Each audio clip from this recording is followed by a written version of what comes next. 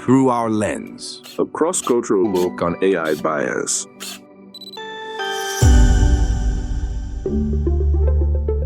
Hi everyone, I'm Ming Fan from Florida International University, US. Hello, I'm Luciane Tenani from São Paulo State University, Brazil. Hi, I'm Yang Yi from Wuhan College of Communication, China.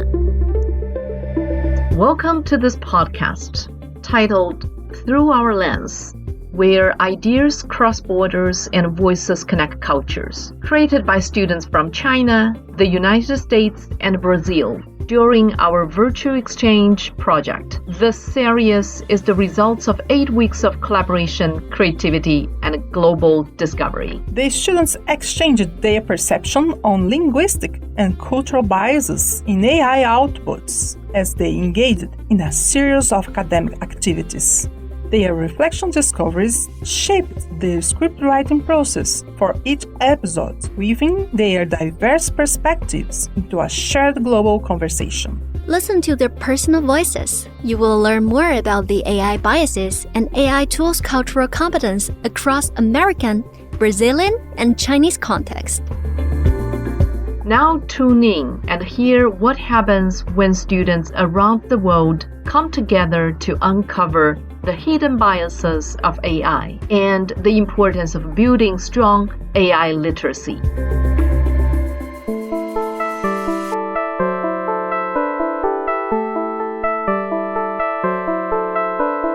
Welcome to Unraveling Algorithms, where we explore how artificial intelligence, or AI, sees the world and sometimes gets it wrong. I'm Alyssa from Florida International University in the United States, and today we're diving into how AI biases affect identity, professions, and even love stories. I'm also joined here by my two fellow hosts, Maria and Ganboyan. Hi guys!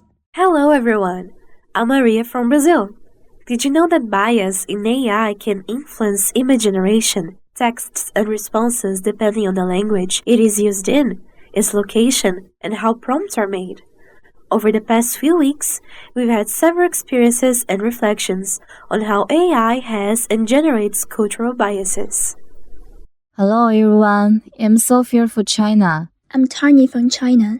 We are glad to explore AI barriers with you all. During our experiments, we noticed that AI responses in Chinese context also carrying cultural interior. For example, professional descriptions or emotional advice often reflect connect-visit values. Looking forward to sharing these interesting observations with you.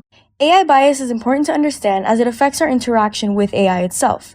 Bias in AI reinforces harmful stereotypes, racism, social inequalities, and questions the authenticity with the AI's response generation. We will discuss the different ways that bias in AI is presented and how having a better understanding of it can lay the framework of limiting AI bias. As Elisa said, we will be discussing AI bias and how we can approach limiting it. We conducted a few experiments, giving various AI models different prompts to analyze the outputs and see how those outputs differed or compared across our various cultures. The first experiment we conducted also served as an icebreaker activity to the start of this project. We asked our chosen AI platform tool, ChatGPT, to generate a self-portrait, and this exercise was pretty crucial to our understanding of the depth of bias in AI. After most of us in the US group was faced with a stereotyped image generation of both Hispanic men and women. Simply inputting gender, age, and nationality, or even ethnicity, generates common stereotypes on appearances, the most notable traits being things like tan skin, with wavy, thick brown hair, big brown eyes, a slim nose, and thick lips. It generated the same look when other members inputted their ethnicity and nationality, being Venezuelan, Cuban, and Puerto Rican. I kept noticing generated images that showcased Eurocentric features. The portrait showed, again, slim facial features like the nose, thick lips, rounded eyes, which, while some Hispanics, yes, do have those features, we're also a diverse group with origins in various countries and cultures, so facial features can vary significantly. Certainly, without prompting a description with specific facial traits, AI resorts to overrepresented images. Let me show you what bias looks like in pixels. When our team prompted AI to visualize a 20-year-old Brazilian woman, no other instructions, It consistently generated light-skinned faces with Eurocentric features. Not because Brazil looks like this, with one of the most genetically diverse nations on Earth, but because the AI learned from datasets where certain beauty standards dominate. But here's what shocked me. Even when specified characteristics, the system often ignored them. This reveals how bias isn't just in data, it is how AI prioritizes certain patterns over actual user requests. This isn't machine error, it is human bias encoded in algorithms. We observed similar patterns in our Chinese experiments. When prompting AI in Mandarin with 25-year-old Han Chinese female, the generated images often adhered to the stereotype of gentle and reserved, long hair, light-colored clothing, soft facial features, which closely matched the mainstream media portrayal of women in China. But China has 56 ethnic groups with vast regional and cultural differences. AI uses a single template to override rich individual characteristics. This made us realize that the default values in data training often stem from dominant cultures, ignoring diversity. Yeah, that's particularly interesting. As a result of this investigation, we gained a strong understanding of the dynamics of AI. It's important to keep in mind that AI is trained from a dataset. So this training dataset is gathered from a myriad of online sources. It's inevitable that to a certain point, AI reflects common portrayals and cultural stereotypes. So, unlike image generation, we found that there was little to no bias in the AI's answer when we prompted it to describe an ideal person in different professions. For example, one of my teammates asked ChatGPT, one of the many large language models, to give a short description of a successful business person. ChatGPT generated a response stating that a successful business person is strategic, adaptable, driven, and is able to lead effectively and build strong relationships. The AI never actually described the business person themselves. Its response was gender and race neutral. Maria, what was your experience with an AI model describing an ideal person? Here's what fascinated me. When we simply asked about successful professionals, the AI gave us neutral responses. But add a cultural context like Rio de Janeiro, and suddenly suggestions lean towards samba dancers or soccer players. The absence of bias in genetic prompts proves that AI can be neutral, which makes its biased responses elsewhere even more troubling. In our experiment, when asking in Chinese about traits of a successful teacher, AI emphasized patience, responsibility, and focus on collective honor. Descriptions that align with traditional Chinese cultural expectations of educators, but not explicitly biased. They reflect cultural value imprints. We added a regional keyword like being an ethnic merit teacher. His response abruptly shifted to skilled in ethnic song and dance, rooted in rural villages. This tendency to oversimplify and label mirrors the ethnic occupational stereotypes mentioned in UN studies. It shows that when users provide cultural identity cues, AI tends to fall into the trap of underrepresentative generalization. That's so fascinating. When the prompt didn't include a specific race or ethnicity, we all had similar responses, with each description being neutral and unbiased. But when a specific race, ethnicity, or location was included into the prompt, such as Rio de Janeiro, there was a clear bias in response. I wonder why that was. I mean, as stated before, our responses in and of itself were already void of any specific race, ethnicity, or gender, so there was a higher chance of the response being free of bias. Studies have actually shown that when the prompt contains specific ethnicities, race, or gender, such as Maria's prompt with the inclusion of Rio de Janeiro, the response of AI was usually racially stereotyped or biased. For example, in a study conducted by the United Nations Educational, Scientific, and Cultural Organization, researchers prompted different AI models to describe different careers held by Zulu people, and then to describe careers held by British people. In its response, British people were given a variety of careers such as doctors, bank clerks, and teachers, while Zulu men were given careers such as gardener and security guards. Zulu women were given roles of quote-unquote domestic servants. This demonstrates the racial and biased responses of AI models, where ethnic groups are given careers that don't require degrees of any sort, while predominantly white countries are given careers that require degrees and higher education. The stereotype and bias is present in the scenario as the ethnicity and race was included in the prompt, so the bias was apparent. Ganboyan, why do you think AI bias wasn't present in our experiment compared to others? In our experiment, when asking in Chinese about the traits of a successful teacher, AI invests patience, responsibility, and focus on collective honor, descriptions that align with traditional Chinese cultural expectations of educators. While not explicitly biased, they reflect cultural value imprints. When we added a regional keyword like Yunnan ethnic minority teacher, AI's response broadly shift to skilled in ethnic song and dance, rooted in rural villages.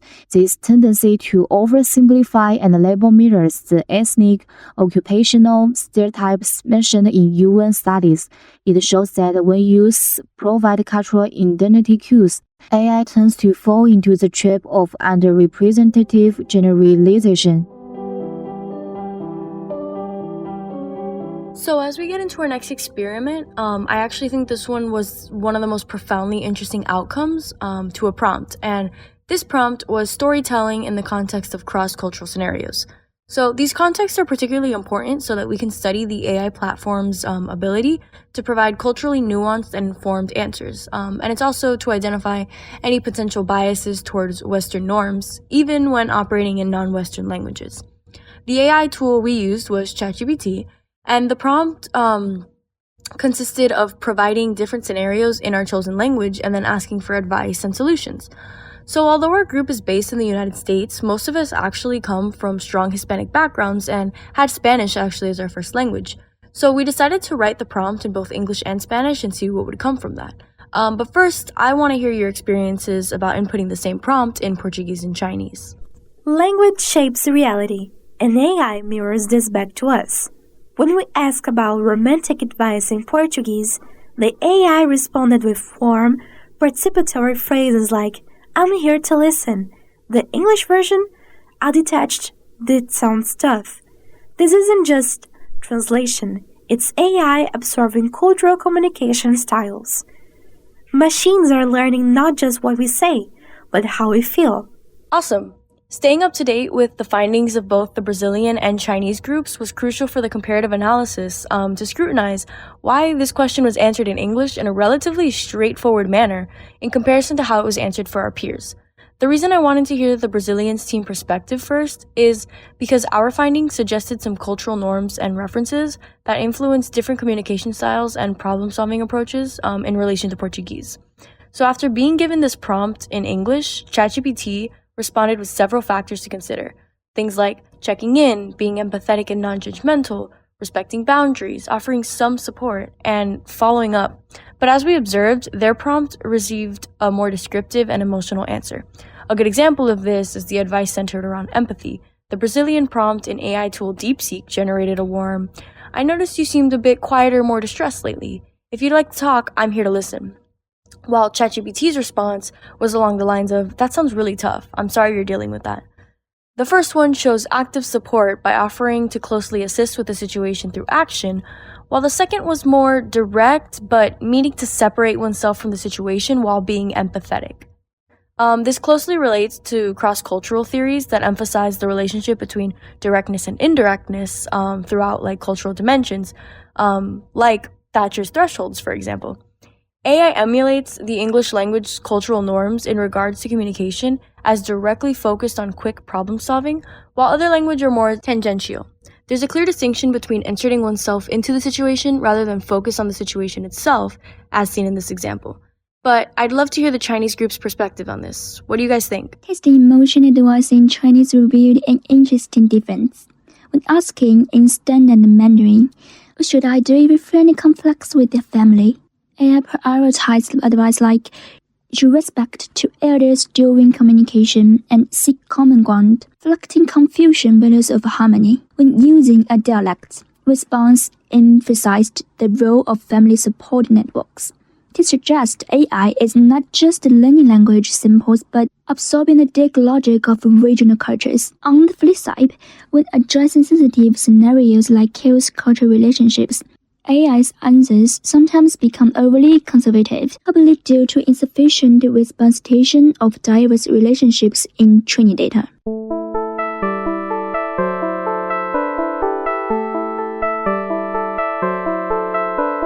So an important part of understanding and analyzing AI bias is seeing how that bias is shown in other cultures.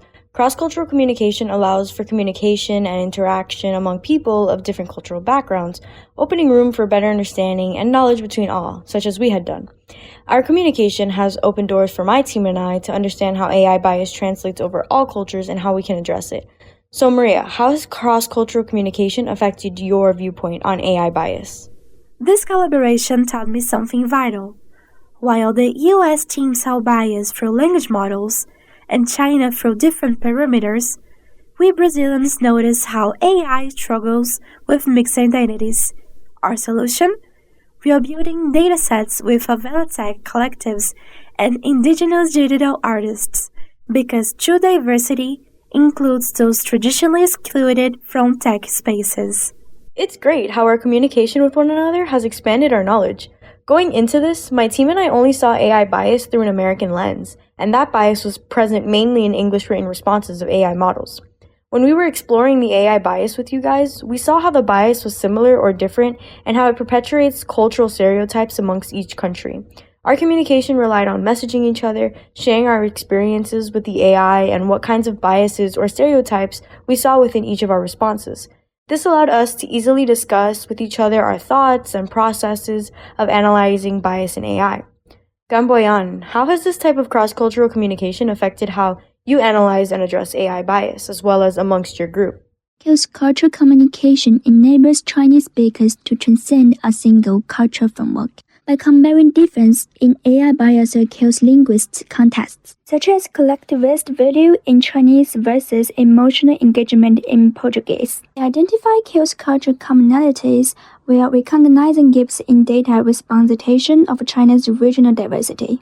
They spend their analysis from technical issues to cultural ethics, focusing on inclusive data construction and global collaboration to develop cross-cultural testing protocols, addressing AI bias as a mirror of cultural realities to systemic perspectives. This collaboration revealed a powerful truth. No single culture holds the full picture of AI bias. Like a mosaic, each perspective uncovers different gaps. That's why we've now created shared testing protocols where every team analyzes the other's prompts, because spotting patterns across cultures is the first step to breaking them.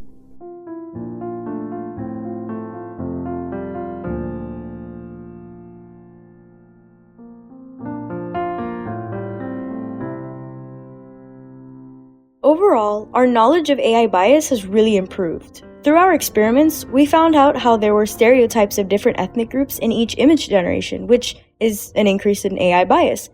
But there was little to no AI bias when we prompted the AI models to describe ideal people of different professions without the inclusion of race or ethnicity, but there was bias when we did include it, which is very interesting. And there was some cultural bias in each group's story that showed how each country has a cultural stereotype tied into it. That being said, our time working on this project together has really allowed us to have a better understanding of AI bias across the globe and a better understanding of our peers from around the world with it. Our experiments left me hopeful. Yes, AI magnifies our biases, but each time we prompt it across cultures, we are rewriting those patterns. In Brazil, we have a saying: água mole em pedra dura, tanto bate até que fura. Persistent water can wear through stone. That's how we'll change AI, for relentless multicultural persistence.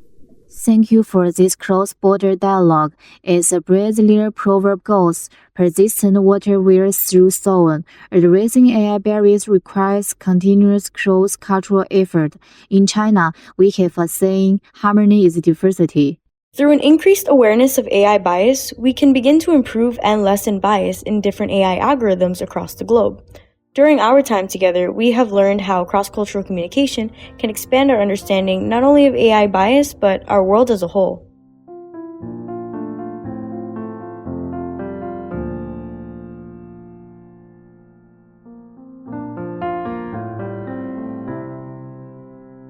Thank you both for this thoughtful discussion, and a huge thank you to our listeners for joining us too. Thank you for joining us this global conversation. As we sing today, AI reflects both the best and worst on how we see each other. Let's keep working to make the systems recognize the beautiful diversity of our world, starting with our next interaction. Até logo from Brazil. We hope future AI can, like Chinese civilization, achieve integration while respecting differences. Looking forward to continue this exploration with you so that technology can truly become a bridge connecting the world.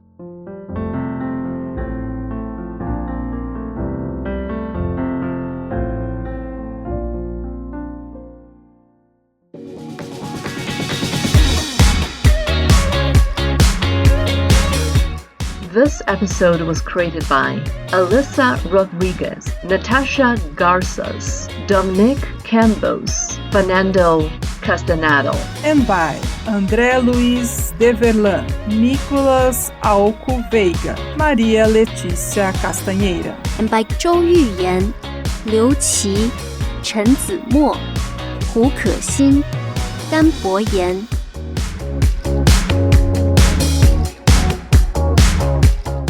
Thank you for listening to this episode.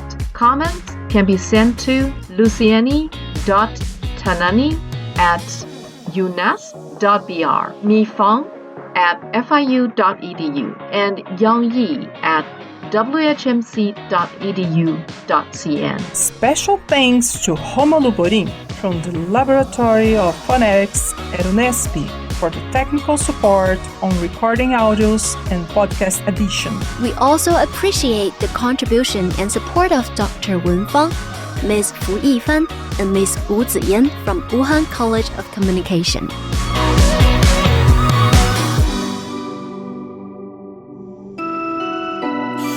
Through Our Lens, a cross-cultural look on AI bias.